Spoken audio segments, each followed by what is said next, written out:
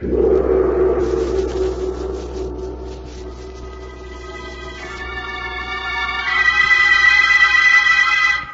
Sealed Book.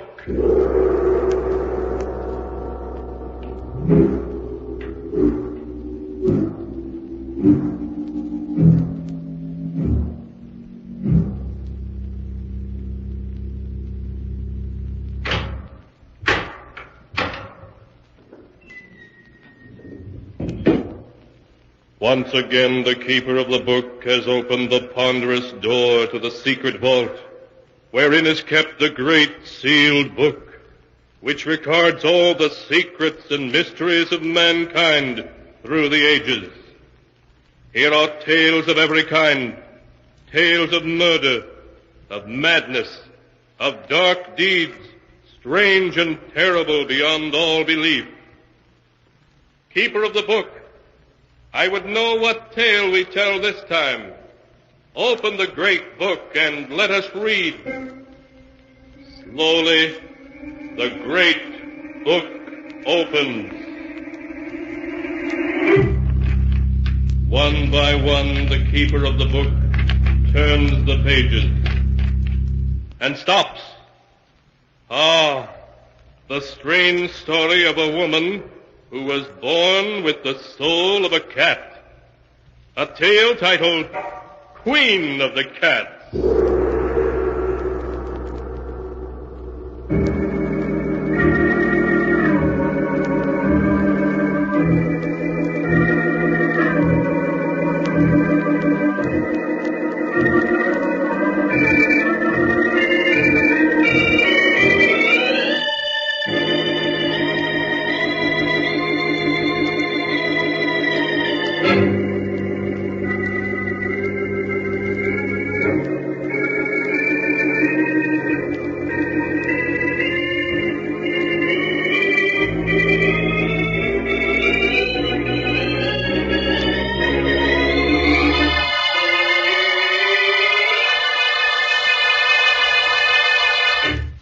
Here is the tale, Queen of the Cats, as it is written in the pages of the sealed book.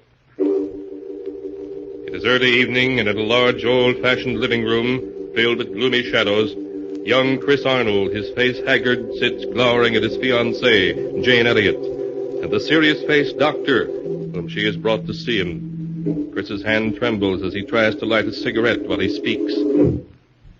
I'm sorry Jane made you come all the way out here to see me, Dr. Smith. There's nothing wrong with me. Nothing, I tell you. Oh, Chris, there is. I know it. Yes, Chris, Jane's right. I've known you all my life, and I can see at a glance there's something wrong. Now, why not tell me, and let me see whether I can help you or not. All right. I'll tell you. I've got to tell someone. Jane knows part of the story already. She was in it. But I'll tell it to you from the very beginning, which was 2 years ago at a party to which Jane and I were invited. Oh, Chris, isn't this a wonderful party? The only thing wonderful about it is you. Chris, don't. People are watching. Oh, fine thing when a man can't kiss his best girl in public. What's this generation coming to? At Miss Tyndall's school, we were taught a young lady never kisses a man in public. Miss Tyndall is setting romance back 50 years. Who are you looking for, anyway? Rana Farouk, my roommate at Miss Tyndall's. Oh, she's the Egyptian girl you were telling me about. Yes, I want you to meet her. Only you'd better not fall in love with her as every other man does. Sounds as though she's a second Cleopatra. Men don't seem to be able to resist her. Really? Well, I'm curious to see this siren of the Nile. There she is, Chris. Come on. So that's Rana. No wonder men can't resist her. Hello, Jane. I've missed you. Rana, this is Chris Arnold. Chris, this is Rana Farouk. Hello, Chris. Hello, Rana. Oh, look, there's Miss Tyndall waving to me. Excuse me, won't you? Of course, Jane. I'll be back in a minute. You know, Chris, at Miss Tyndall's, the first thing I'd see in the morning when I got up and the last thing before I went to bed was your picture. And I always knew that someday we would meet. Now we have. Why are you staring at me like that? Aren't you going to say anything? I prefer just to look.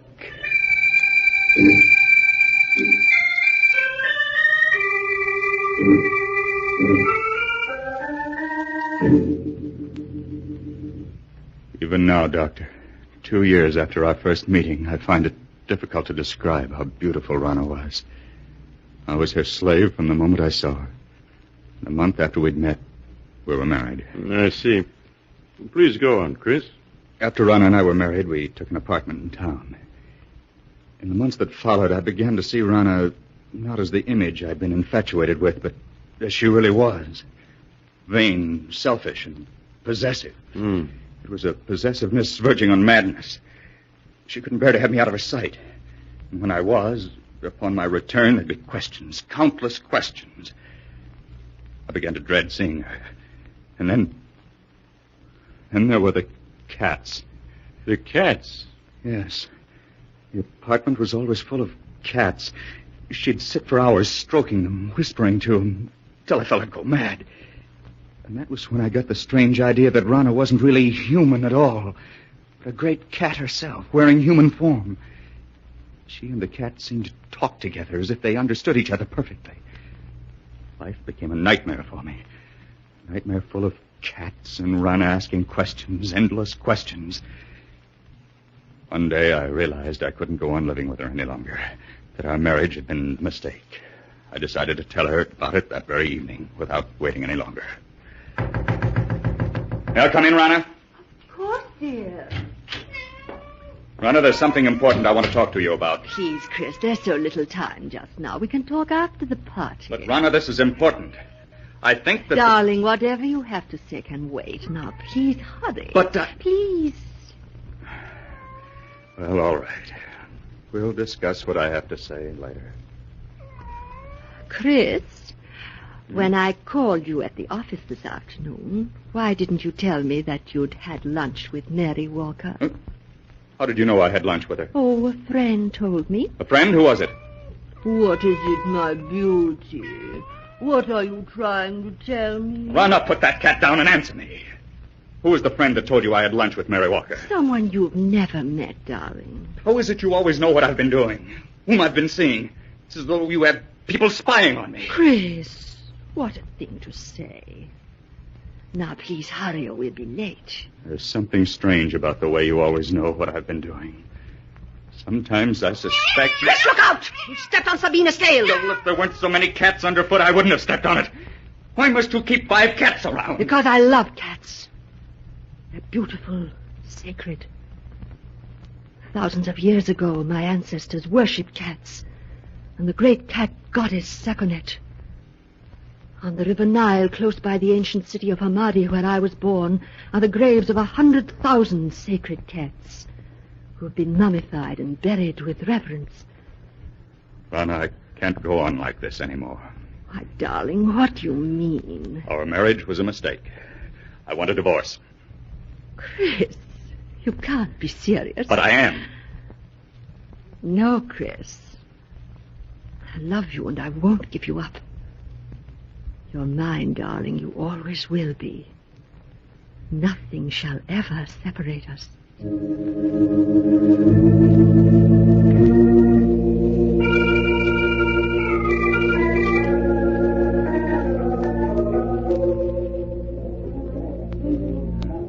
Care for a cocktail, sir? No, thank you. Well, even if you won't have one, Mr. Arnold, I will. Jane! Oh, Jane, it's good to see you again. Can't we go someplace and talk? What about the terrace? All right, Chris. Here, this door opens onto it. Oh, this is much better. It's been quite some time since we've seen each other, hasn't it? Yes, the last time we saw each other was the night that... The night that I met Rana. Yes. How is Rana, Chris? Oh, she's fine. Oh, Jane, I've made such a mess out of everything. I was a fool to have married her. Please, Chris, you mustn't talk like that. I was a fool, Jane, mistaking infatuation for love. Can you ever forgive me for the way I behaved towards you? There's nothing to forgive, Chris. It is a surprise. Rana. Hello, Rana. Really, Jane, the way you've avoided calling on us, I half suspect you're still in love with Chris. Rana, you have no right to talk to her like that. Please, Chris, I'm afraid I'll have to be leaving. It's getting quite late. Good night. Good night, Jane.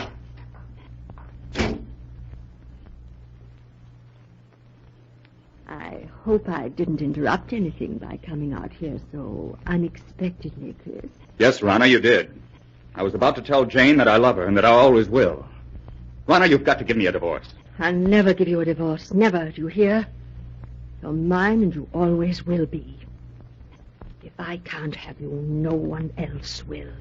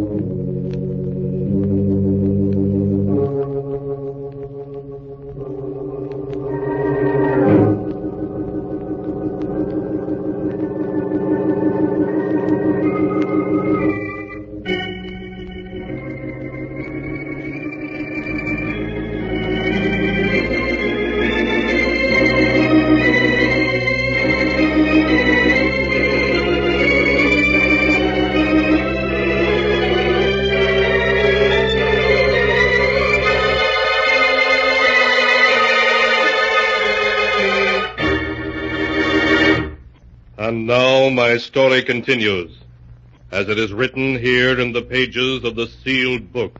There is horror on Chris Arnold's features as he tells the doctor of his efforts to get his wife, Rana, to divorce him, and of her refusal to let him go. I can still see her, Doctor. She stood there, glaring at me. She looked like a cat. A great angry cat. Her green eyes were cold and murderous. Her long nails dug into my arm. Her body was tense. For a moment, I thought she was going to scratch my eyes out.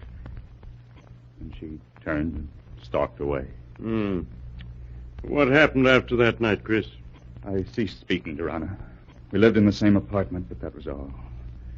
Rana waited for me to come around, with all the patience of a cat playing with a mouse. But when a month had passed and I still refused to talk to her, she made an attempt to win me back. It happened one night as we were driving to this house. Why are you slowing down, Rana? I want to talk to you, Chris, and I can't talk to you while I'm driving. There's no point in your stopping. We have nothing to say to each other. But we do, darling. Chris, we could be so happy together if you wanted to. You know how much I love you. I'd do anything to make you happy, anything. Anything? Then you can give me a divorce. Chris, you haven't any right to treat me like this. I'm your wife. Only in the eyes of the law, not in my eyes. I hate you. I hate you! Oh, you cat! You almost took my eyes out with those claws of yours. I will scratch your eyes out before I let any other woman have you. You're mine and you always will be. Perhaps this will bring you to your senses. Slide over. I'll drive. Very well, Chris.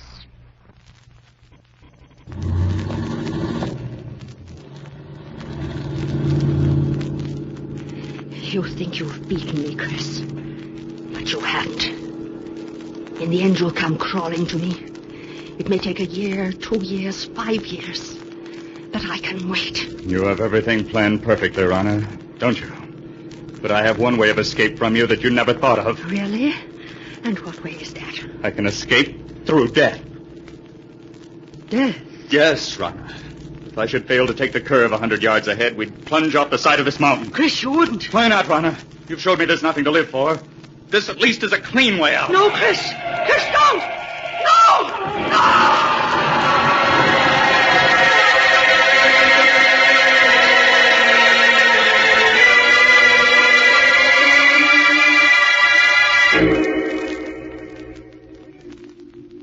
When I drove the car over the side of the mountain, Doctor.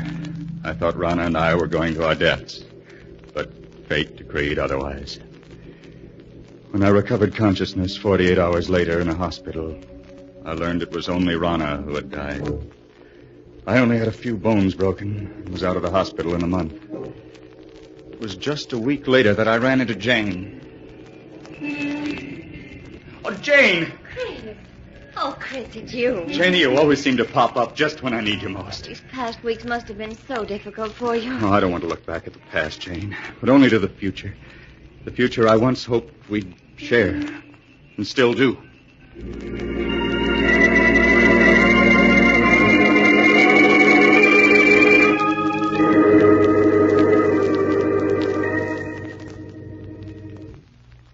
2 months ago, Doctor, Jane and I became engaged. It was just about that time that I first began to notice that everywhere I went, there always seemed to be a cat following me. Are you sure you weren't imagining it, Chris? Well, at first I thought it was my imagination, but a week after Jane and I became engaged, I was certain I was being followed. Well, tell me, Chris, was it always the same cat that followed you? No, one day it'd be one cat and another day a different one. Then one night, I saw her. Happened in this very room 6 weeks ago. I had great difficulty in falling asleep that night. Suddenly the silence was broken by the faint crying of a cat. Crying grew louder, louder. I lay in the darkness listening, realizing that the cat crying was real, living, and in my room. I could feel my heart pounding as I sat up in bed and looked about my darkened room. And suddenly I saw her. 2 burning green eyes in the darkness. There was no mistaking those eyes. They were Rana's. I stared into those eyes for what seemed like hours. Then, as though listening to a stranger's voice, I heard myself speak. Rana! It is you, Rana, isn't it? Yes, I'd recognize those green eyes anywhere. So you've come back. And in the form I've always thought of you as. A cat. I know why you've come back. Because of Jane. You always said that if you couldn't have me, no one else would. That I was yours and always would be.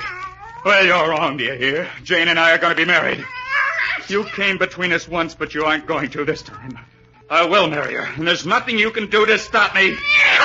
You fiend, try to scratch my eyes out, would you? Well, we'll see about that. That's what I'll show you. Nothing you can do will stop me from marrying her.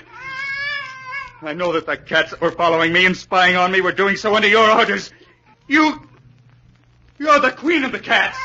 Yes, I should have known. No wonder you always knew where I'd been, who I'd seen. You had cats spying on me even then. Well, even if you are the queen of the cats, you can't stop me from marrying Jane. Perhaps a bullet between those green eyes of yours is what's needed.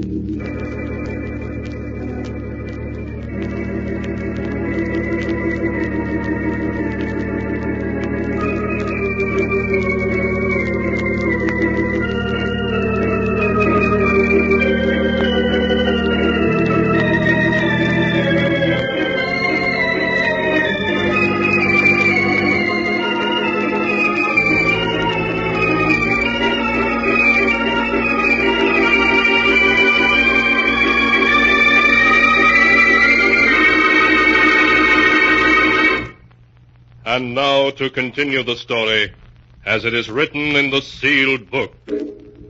His voice shaking, Chris Arnold is telling how he shot at the great black cat which came to him in the night and missed. I emptied the gun at her, Doctor. At Rana in her true form of a great cat. And I turned on the light. There was no sign of her. She'd vanished. All that I found were 6 bullet holes in the wall opposite my bed. Chris, isn't it possible that you only dreamed all that actually you fired the gun in your sleep and the shots themselves wakened you? I tried to tell myself that. But during the nights that followed, I knew it hadn't been a dream. For night after night, the great black cat appeared in my house. I'd lie awake, waiting to hear her voice. When she'd appear, I'd plead with her to leave me alone, but she'd only stare at me with those burning green eyes, waiting. I knew she'd never leave me alone as long as I intended to marry Jane. Finally, I went to see Jane. Chris, this is a surprise. Come in, Doctor. Jane, there's something I want to ask you. Yes, Chris, of course. What is it? I know we set our wedding for next week, but couldn't we put it off for a while? Just a little while. Oh, darling, what is it? There's something wrong. I know there is. Please tell me. Wish I could, but I can't. Please, Jane, just have faith in me. You know I wouldn't postpone our marriage if I could possibly help it. All right, Chris. I do have faith in you. We'll consider our marriage postponed for the time being.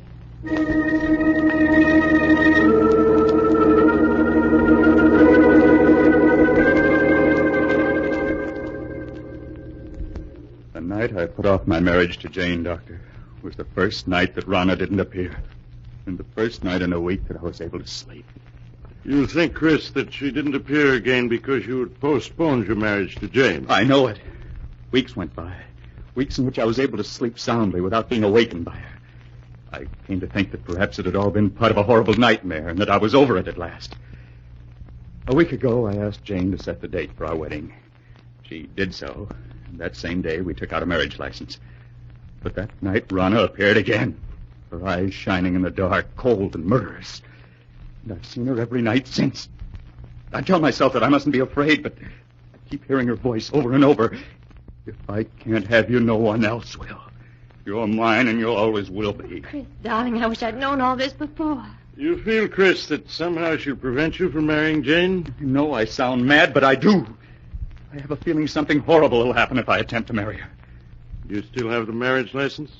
Yes. Why do you ask? Chris, you've reached a crisis in your life. You're faced with fears that are threatening to overwhelm your sanity. Now, the best way for you to challenge your fears is to go through with your marriage to Jane now, tonight. Tonight? Yes. It's quite late, but I'm sure a friend of mine who's a judge will marry you. All right, Doctor. Jane, will you marry me tonight? Oh, yes, Chris. Yes.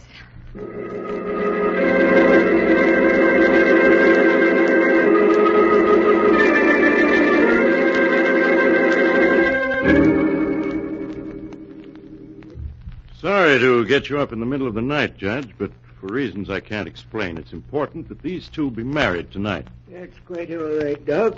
Always glad to oblige a friend. Have you got the license and ring, young man? Yes, sir. Here's the license, and here's the ring. Good. Now, young man, if you'll take her right hand. That's it. Now, shall I give the long ceremony? The short one. The short one, please. Just as you say, young lady. This is the shortest one I've got. And do you, Jane Elliott, take this man to be your lawful wedded husband, to love, honor, and obey as long as you both shall live? I do. Do you, Christopher Arnold, take this woman to be your lawful wedded wife, to love, honor, and cherish as long as you both shall live? It's she! It's Rana! Oh, Chris, please. It's only a black cat.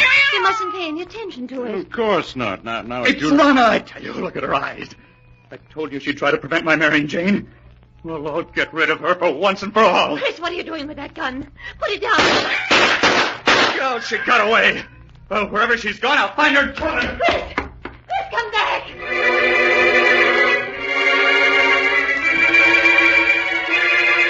Oh, Doctor, where can it be? Now, Jane, it can't be far off. We'll find it. Listen. Doctor, that must be Chris firing that gun. Come on. Those shots came from close by. Oh, hurry. Hurry. You better take it easy now, Doc. It's pretty dark out here. Wait a moment. I'll light my lighter. Doc, look. A dead cat. Yes. It was shot through the head. Look, here's another one that's been shot to death. Neither one of them is the black cat. Say, Doc, isn't that a body over there? Chris! Say, Jane, you stay with the judge while I look. All right, Doctor. There, listen. You mustn't cry. But this would never have happened if I hadn't agreed to marry him. He was afraid, so afraid. Doc, is it Arnold? Yes, it is.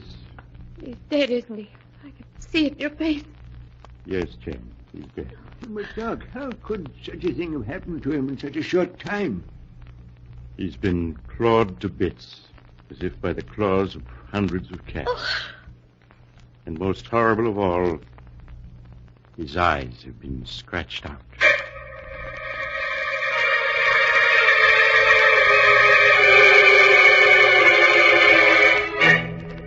2 days later, at Chris Arnold's funeral, a great black cat appeared as if from nowhere, sitting close by the edge of the grave and licking its paws as it watched the coffin lowered into the earth.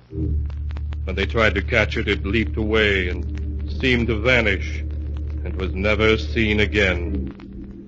Was it truly Rana, Chris's wife, reborn in the shape of the cat she had been at heart? The answer is not written here. The tale has been told just as it is recorded in the sealed book.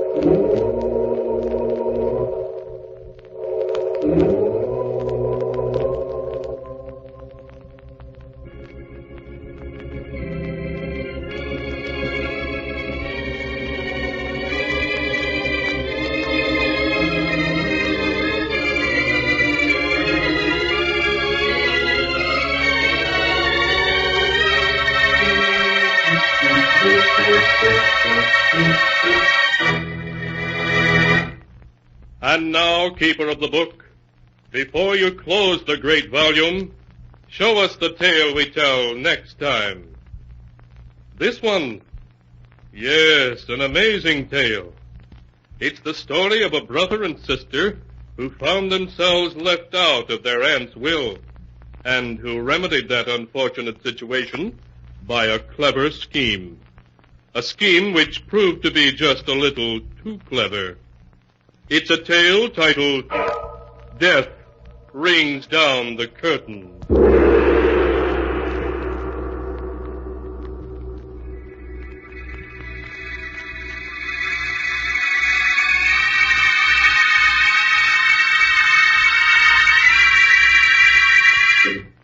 Be sure to be with us again next time, when the sound of the great gong heralds another strange and exciting tale from